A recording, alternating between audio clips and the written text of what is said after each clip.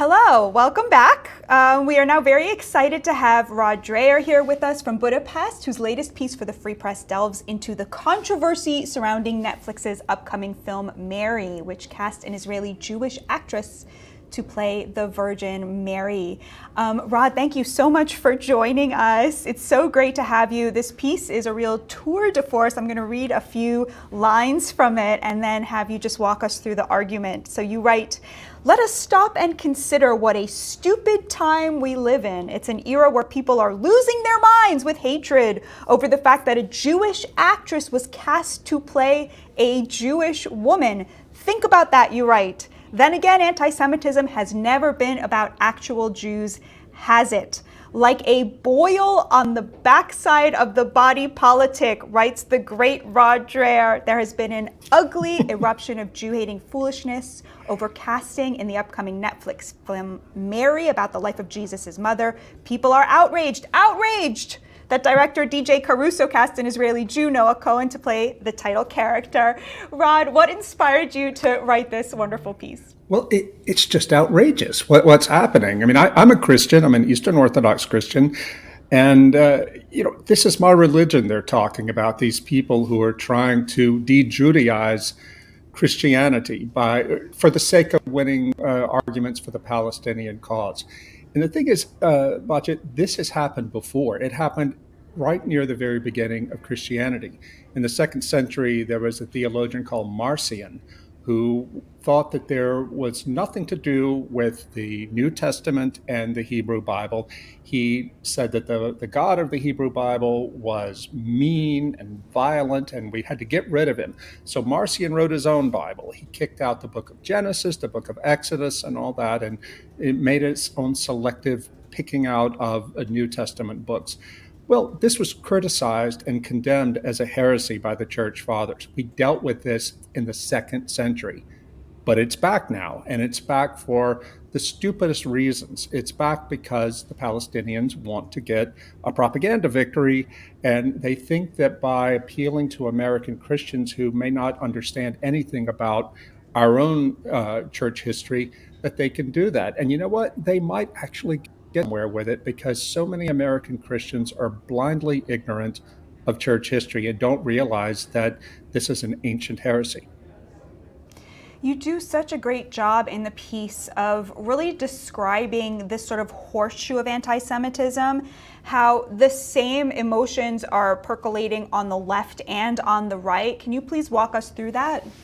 Sure. I always thought, or have thought in recent years, that anti-Semitism was a left-wing problem, despite the fact that, we all know about the radical right. And we've seen it all happen on college campuses since October 7th.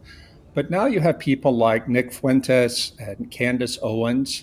I used to respect her, but now she's gone online putting out these blood libels against the Jews, saying they kidnapped Christian babies and so forth.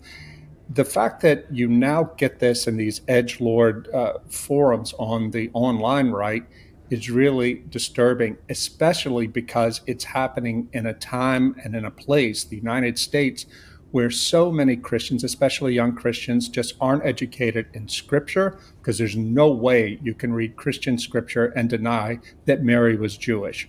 Even as Jesus Christ says in one of the Gospels, salvation comes from the Jews. So this radical revisionism for the sake of making it fit into contemporary political concerns is really, really dangerous. One of the things that's really moving about your piece is that you are not numb to the plight of the Palestinians, especially those living in the West Bank. You visited the West Bank, you visited Bethlehem. You write movingly about the humiliation of the checkpoints, which anybody who's been there, as I have as well, has experienced firsthand, not like Palestinians, of course. What should the Christian approach to the Palestinian cause be in 2024? Well, look, some Palestinians are our fellow Christians. And if you've been, as I have, to the West Bank and been with them, you know that they suffer. But you have to ask, why are they suffering? When I went to Bethlehem for the first time in the year 2000, anybody could go there except Israelis. But I was an American. I could go there. It was under Palestinian Authority control. And it was a free place, free movement, relatively speaking. Now it's not. Why is that? Because so many suicide bombers into Israel during the Second Intifada, I believe it was, started in Bethlehem. The Israelis had to protect themselves. So, if we're going to feel sorry for the Palestinians and to try to understand their suffering, we have to understand where it came from. The Israelis didn't do this just to be nasty. They did this to save the lives of their own people from Palestinian suicide bombers. These weren't Christian suicide bombers, but how are the Israelis supposed to know that? When Bethlehem was a Christian city. I should also say that so many Christians have left the Palestinian areas, not only because their lives are difficult, given the situation between Israel and the Palestinians, but because they're terrified of Hamas. We see a lot of propagandists talk about how, well, Israel is bombing Christians in Gaza. There are maybe 1,000 Christians left in Gaza because the rest of them have fled. When I was in Jerusalem for the first time in the year 2000, I talked to two young Palestinian men from East Jerusalem who said, yeah, we hate the Israelis. We hate what they're doing, but we're terrified of Hamas. And they told me, you can't write that. Our families will be in danger.